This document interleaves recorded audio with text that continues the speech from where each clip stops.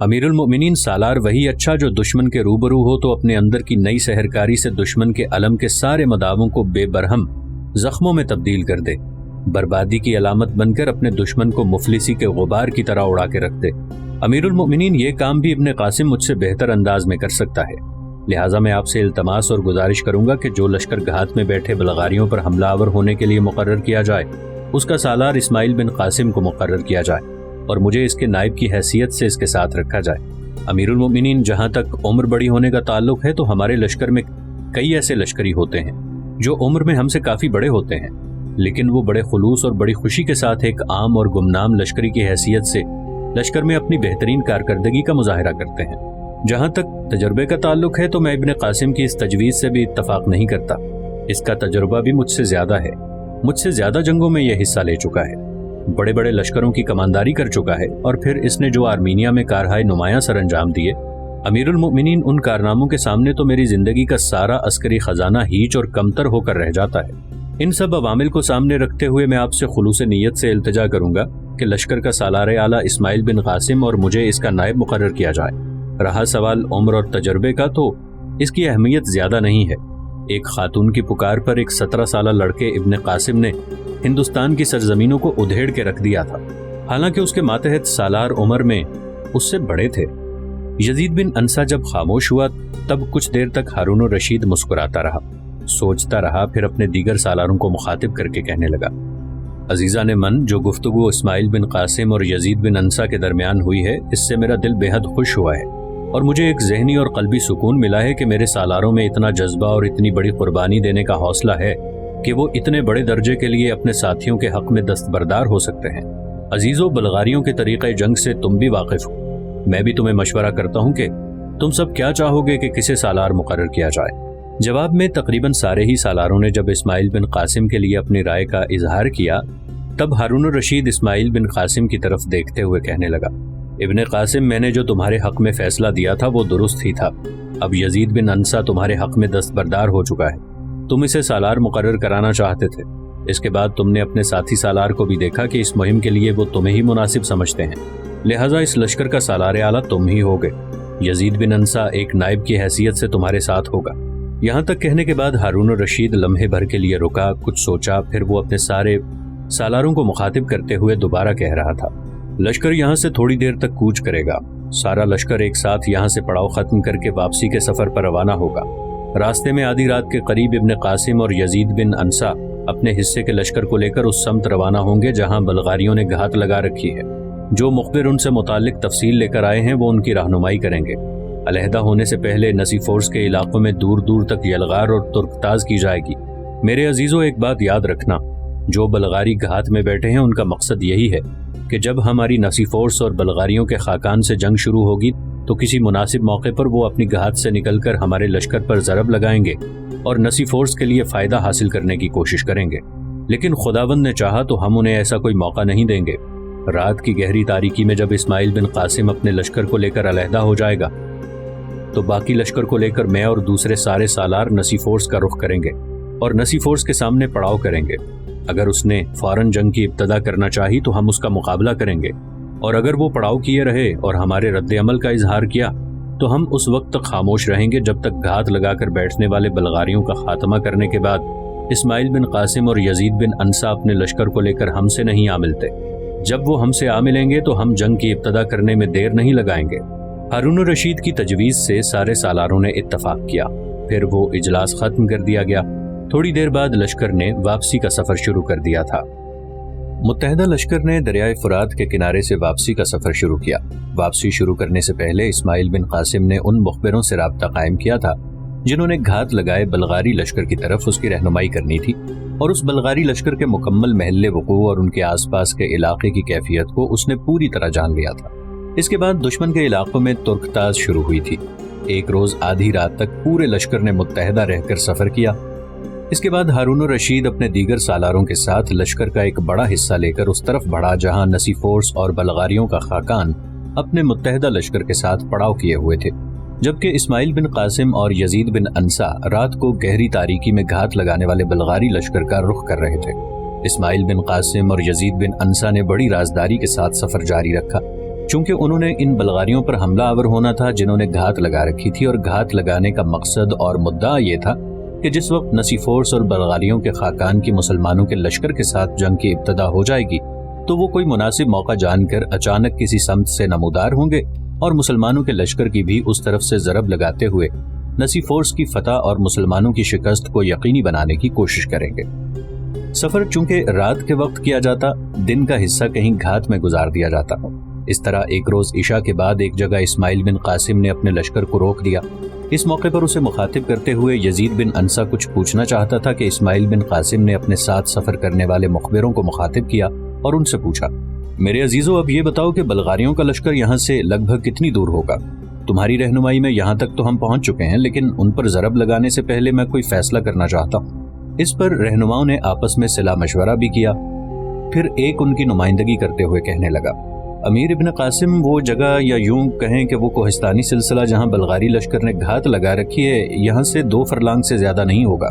مخبر جب خاموش ہوا تب کچھ دیر خاموش رہ کر اسماعیل بن قاسم سوچتا رہا۔ پھر رات کی گہری تاریکی میں یزید بن انسا کی طرف دیکھتے ہوئے وہ کہہ رہا تھا، ابن انسا، میرے محترم بھائی، دشمن سے نمٹنے کے لیے میرے ذہن میں ایک طریقہ کار ہے۔ اس موقع پر میرے بھائی، تم دشمن پر ضرب لگانے کا اگر کوئی طریقہ اپنے ذہن میں رکھتے ہو تو کہو، اس پر عمل کیا جائے، اس لیے کہ اسماعیل بن قاسم اپنی بات مکمل نہ کر سکا، اس لیے کہ بیچ میں یزید بن انسا بول پڑا اور کہنے لگا، ابن قاسم، میرے عزیز بھائی، تم میری عزت کرتے ہو، میرا احترام کرتے ہو، اور میں سمجھتا ہوں کہ یہ بھی میرے لیے ایک سعادت ہے۔ اس کے لیے میں تمہارا شکر گزار اور ممنون ہوں، لیکن میرے بھائی یہ بات اپنے ذہن میں رکھنا کہ میں تمہارا نائب ہوں، آخری فیصلہ تم نے کرنا ہے۔ اگر تمہارے ذہن میں کوئی لاہے عمل ہے تو میرے بھائی وہ کہو، اگر میں نے دیکھا کہ میں اس میں کوئی بہتر اضافہ کر سکتا ہوں تو ضرور بولوں گا۔ اسماعیل بن قاسم نے کچھ سوچا، پھر کہنے لگا، ابن انسا میرے بھائی، مخبروں نے بتایا ہے کہ جس کوہستانی سلسلے کے اندر بلغاریوں نے پڑاؤ کر رکھا ہے وہاں سے 3 راستے نکلتے ہیں۔ ایک بڑی شاہراہ والا راستہ ہے جس سے وہ نکل کر ہمارے لشکر پر ضرب لگانے کا ارادہ رکھتے ہیں۔ ہم نے اس سمت کا رخ نہیں کرنا، اس لیے کہ اس سمت کے بالکل سامنے نسیفورس اور بلغاریوں کا خاقان پڑاؤ کیے ہوئے ہیں۔ باقی 2 راستے جو ہیں، مخبروں کے مطابق ایک پشت کی طرف سے اس جگہ داخل ہوتا ہے اور ایک پہلو کی طرف سے۔ عزیز بھائی، میں چاہتا ہوں کہ لشکر کو 2 حصوں میں تقسیم کر لیں، آدھا تمہارے پاس، آدھا میرے پاس۔ میں اپنے حصے کے لشکر کو لے کر پشت کی جانب سے داخل ہونے والے راستے کا رخ کروں گا اور وہاں سے میں حملہ آور ہونے کی ابتدا کروں گا۔ جب میں بلغاریوں پر حملہ آور ہوں گا تو اس کا ایک ہی نتیجہ نکلے گا، وہ یہ کہ بلغاری سارے کے سارے سمٹ کے میری طرف بڑھیں گے۔ چونکہ ہم امیر المؤمنین کے لشکر کے آدھی رات کے وقت علیحدہ ہوئے تھے اور دن کے وقت ہم سفر نہیں کرتے رہے، صرف رات کے وقت ان علاقوں کی طرف ہم نے پیش قدمی کی ہے، لہٰذا مجھے امید ہے کہ بلغاری ہماری آمد سے آگاہ نہیں ہوں گے۔ جب وہ پوری طرح میری طرف سمٹیں گے، مجھ پر کارروائی کرنے کے لیے حملہ آور ہوں گے، تو تم اپنے مخبروں کی رہنمائی میں ایک پہلو سے کوہستانی سلسلے کے اندر داخل ہونے والے راستے سے اس میدان میں گھسنا جہاں بلغاریوں نے گھات لگا رکھی ہے۔ میرے عزیز بھائی، جب تم کوہستانی سلسلے کے ویرانے میں داخل ہوگے تو تمہارے سامنے جو صورتحال ہوگی وہ کچھ اس طرح کہ دشمن کی پشت تمہاری جانب ہوگی، اس لیے کہ دشمن پوری طرح سمٹ کر مجھ پر حملہ آور ہو چکے ہوں گے یا میری طرف مزاحمت کرنے کی کوشش کر رہے ہوں گے۔ ایسی صورت میں اگر تم پشت کی جانب سے پوری طاقت اور قوت کے ساتھ حملہ آور ہوگے تو اس کے 2 نتائج ہمارے حق میں بہتر ہوں گے۔ پہلا یہ کہ مجھ پر بلغاریوں کا زور کم ہو جائے گا اور میں پہلے سے زیادہ شدت کے ساتھ ان پر حملہ آور ہو کر انہیں اپنی ضربوں کا نشانہ بناؤں گا۔ دوسرا یہ کہ بلغاری یہ محسوس کریں گے کہ مسلمانوں کے کئی لشکر ان پر حملہ آور ہونے کے لیے ان علاقوں میں پہنچ چکے ہیں، لہٰذا ایک طرح سے ان میں بددلی اور بدحوصلگی پھیل جائے گی اور اس سے ہم پورا فائدہ اٹھانے کی کوشش کریں گے۔ یہاں تک کہنے کے بعد اسماعیل بن قاسم خاموش رہا، پھر وہ دوبارہ یزید بن انسا کو مخاطب کرتے ہوئے کہہ رہا تھا، ابن انسا میرے بھائی، جب ہمارے 2 طرفہ حملوں سے دشمن اپنے اندر شکست اور ہزیمت محسوس کرے گا اور جب وہ ہو جائے گا اور رات کی گہری تاریکی میں شب خون اسی طرح جاری رہا تو ان کی تعداد بڑی تیزی سے کم ہو جائے گی، تو یاد رکھنا وہ بھاگ کر اپنے دوسرے لشکر سے جا ملنے کی کوشش کرے گا۔ اب بھاگنے کے لیے وہ تیسرا راستہ اختیار کرے گا جس طرف نسیفورس اور ان کے خاقان نے پڑاؤ کیا ہوا ہے، اس لیے کہ نسیفورس اور خاقان کا پڑاؤ اس جگہ سے جہاں بلغاریوں نے گھات لگا رکھی ہے لگ بھگ 2 میل کے فاصلے پر ہوگا۔ اب جب بلغاری ہمارے شب خون سے شکست خوردہ ہو کر بھاگیں گے تو اس 2 میل کے راستے پر ہم نے پوری قوت اور طاقت سے ان کا تعاقب کرنا ہے اور ان کی تعداد کم کرنے کے لیے اپنا پورا زور صرف کر دینا ہے۔ چونکہ اس موقع پر ہمارے مخبر ہماری رہنمائی کر رہے ہوں گے، لہٰذا جب وہ بتائیں گے کہ دشمن کے بڑے حصے کا پڑاؤ قریب آ گیا ہے، تب ہم علیحدہ ہوں گے اور دائیں جانب سے ہوتے ہوئے امیر المؤمنین سے جا ملیں گے۔ میرے بھائی، یہ میرا طریقہ کار ہے، یہی تجویز اس وقت میرے ذہن میں ہے۔ اگر اس میں کوئی تبدیلی کرنا چاہو تو میرے بھائی میں سمجھتا ہوں میں اسے تمہاری طرف سے اپنے لیے رہنمائی خیال کروں گا۔ اسماعیل بن قاسم جب خاموش ہوا تب رات کی گہری تاریکی میں یزید بن انسا مسکرایا اور کہنے لگا، ابن قاسم میرے بھائی، نہ میں اس میں کوئی ترمیم کرنا چاہتا ہوں اور نہ تبدیلی۔ جو طریقہ کار تم نے وضع کیا ہے، یوں جانو یہ میرے لیے بالکل آخری، انتہائی مناسب اور عسکری اصولوں کے عین مطابق ہے۔ اس موضوع پر اب جانو کہ میں کچھ بھی نہیں کہنا چاہتا۔ یزید بن انسا کے اس جواب سے اسماعیل بن قاسم خوش اور مطمئن ہو گیا تھا، اور وہیں انہوں نے اپنے لشکر کو 2 حصوں میں تقسیم کیا اور اپنے مخبروں کی رہنمائی میں دونوں کوہستانی سلسلے کے ان 2 مختلف دروں کی طرف بڑھے جن کے ذریعے وہ کوہستانی سلسلے میں داخل ہو کر دشمن پر شبخون مارنے کا سلسلہ شروع کر سکتے تھے۔ رات شاہراہوں اور راستوں پر، مکانوں اور بازاروں میں، گلیوں اور کوچوں میں اپنی خواہشوں کی گٹھڑی اٹھائے بھاگتی چلی جا رہی تھی۔ گہری نیند نے جسم و روح کی جدائی کا ایک تماشا کھڑا کر رکھا تھا۔ خاموشیاں قضا کی رقاصہ آنگنوں میں رقص کرنے لگی تھیں۔ وقت مسکراتے ہوئے رونما ہونے والے حالات کا جائزہ لے رہا تھا۔ فضاؤں کے اندر پیاس اور خوف کو اساس البیت بنانے والے اندیشے تانک جھانک کرنے لگے تھے۔ موت و مرگ کے منتظر لمحے، ننگ و تکبت کو زندگی کا نصاب اور خونی تعبیریں زیست کو اپنا ہدف بنانے لگی تھی۔ یزید بن انسا کوہستانی سلسلے کے اس درے کے قریب آن رکا تھا جس کے اندر داخل ہو کر اس نے اسماعیل بن قاسم کے حملہ آور ہونے کے بعد دشمن کے لشکر کی پشت پر ضرب لگانے کی ابتدا کرنی تھی، جبکہ اسماعیل کوہستانی سلسلے کے اس شرقی درے کی طرف گیا تھا جس میں سے ہوتے ہوئے اس نے اپنے شبخون کی ابتدا کرنی تھی۔ وہ ایک وسیع اور کھلی وادی تھی جس کے اندر بلغاریوں نے پڑاؤ کر رکھا تھا۔ بلغاری بڑے محتاط تھے، ان کے لشکر کا ایک حصہ آرام کر رہا تھا، دوسرا حصہ گہری نیند سویا ہوا تھا، جاگنے والا حصہ بالکل مستعد اور چوکنا تھا۔ ایسے میں اسماعیل اپنی کارروائی کی ابتدا کر چکا تھا۔ شبخون مارنے کے لیے وہ شرقی درے سے کوہستانی سلسلوں میں داخل ہوا، پھر بڑی تیزی سے اس کوہستانی وادی میں داخل ہوا جہاں بلغاریوں نے پڑاؤ کر رکھا تھا۔ پھر وقت کی آنکھ نے دیکھا کہ اسماعیل بن قاسم دیکھتے ہی دیکھتے بڑی برق رفتاری سے بلغاریوں پر بپھرے موسموں کی زمینوں سے نکل کر اپنی تقدیر کی تحریریں تلاش کرتے طوفانوں، تعبیر کی ساری تزئین بے کنار مہتاب خواہشوں، ذات کی اندرونی دنیا کی ساری سطحوں، احساسات و جذبات کی ساری پرتوں تک کو مخدوش اور خستہ آواز میں تبدیل کر دینے والے نئے انداز کو فسونکاری کی طرح حملہ آور ہوا تھا۔ بلغاریوں کا وہ حصہ جو جاگ رہا تھا اس نے بھی فوری کارروائی کی، اور وہ بھی رد عمل کے طور پر اسماعیل کے لشکر پر درندگی، سفاکی، وحشت و ستم آرائی، بستیاں ویران، شہر کھنڈر کر دینے والے لا انتہا جور اغیار اور ویرانیاں پھیلاتے گرداب کی طرح ٹوٹ پڑے۔ اتنی دیر تک بلغاریوں کے لشکر کا وہ حصہ جو سو رہا تھا، آرام کر رہا تھا، وہ بھی جاگ اٹھا۔ انہوں نے بھی اپنے آپ کو مسلح کرتے ہوئے اسماعیل بن قاسم پر حملہ آور ہونے کی ابتدا کر دی۔ یوں کوہستانی سلسلے کے اندر موت کا شور، دبام، بربادیوں کی علامتیں، چیختی چلاتی قضا، آسیبی سائے اور خوف کی اڑتی آندھیوں کے علاوہ وحشت پھیلاتی بے کنار گونجیں اٹھ کھڑی ہوئیں۔ جس وقت بلغاریوں کا پورا لشکر بری طرح اسماعیل بن قاسم سے مصروف پیکار تھا اور ان کی پشت یزید بن انسا کی طرف تھی، تب یزید بن انسا نے اپنے کام کی ابتدا کی۔ اپنے حصے کے لشکر کے ساتھ وہ حرکت میں آیا اور بلغاریوں کی پشت پر نمودار ہوتے ہوئے نفس کی ذلت و پستی کا باعث بنتی اندھیری راتوں کی پرچھائیوں، موجوں کے تلاطم، اضطراب کے جوش، خواہشوں سے بھرپور سانسوں اور تمناؤں کی شیشہ گری کو مسمار کرتی وحشی ہواؤں کے رقص سے دمادم کی طرح حملہ آور ہوا۔ کوہستانوں سے گھری ان وادیوں کے اندر اب برہنہ شیطانی قہقہے اٹھ کھڑے ہوئے تھے۔ زہر آگہی سلگتے لمحے ہر سو ناچ اٹھے تھے۔ مرگ کی آگ کے سیلاب میں اجالوں کی نیت لہو لہو، آوازوں کی دیواریں خون آلود اور انسانیت کی دھوپ کی مانند ہونے لگی تھی۔ کچھ دیر تک ہولناک جنگ ہوتی رہی۔ بلغاریوں نے فوری کارروائی کرتے ہوئے لشکر کے پشتی حصے کو یزید بن انسا سے مصروف کار کر دیا تھا۔ باقی لشکر اسماعیل کے سامنے ہی جمع رہا، لیکن آہستہ آہستہ اسماعیل ایک صف سے دوسری صف، دوسری سے تیسری صف میں جست لگا کر ان کی تعداد بڑی تیزی سے کم کرتا جا رہا تھا۔ بلغاریوں نے بھی اندازہ لگا لیا تھا کہ اسماعیل بن قاسم ان کی صفوں کو ادھیڑتا چلا جا رہا ہے اور بڑی تیزی سے ان کی تعداد کم ہوتی چلی جا رہی ہے۔ اس بنا پر یزید بن انسا کے سامنے سے کچھ لشکریوں کو ہٹا کر بڑی تیزی سے اسماعیل کی طرف منتقل کرتے چلے جا رہے تھے، جس کا نقصان انہیں یہ ہوا کہ یزید بن انسا پر ان کا دباؤ کم ہو گیا اور اس نے ان کی صفوں کے اندر گھس کر تباہی اور بربادی کا کھیل شروع کر دیا تھا۔ اب کوہستانی سلسلے کی گھری وادی کے اندر بلغاریوں کی حالت بڑی تیزی سے جور و ظلم کی کٹی زنجیروں، ہونکتے جنگل اور گونگی منطق میں سرگردہ مقدر کی نحوست، ستم و عتاب میں پھنسے تصورات کے گرداب اور روتی خزاں رتوں سے بھی زیادہ ابتر ہونا شروع ہو چکی تھی۔ دوسری جانب اسماعیل بن قاسم، یزید بن انسا اور ان کے لشکریوں نے اندازہ لگا لیا تھا کہ ان کے مقابلے میں بلغاریوں کی تعداد بڑی تیزی سے کم ہو رہی ہے اور وہ افراتفری کے علاوہ آہستہ آہستہ بدنظمی کا شکار بھی ہو رہے ہیں۔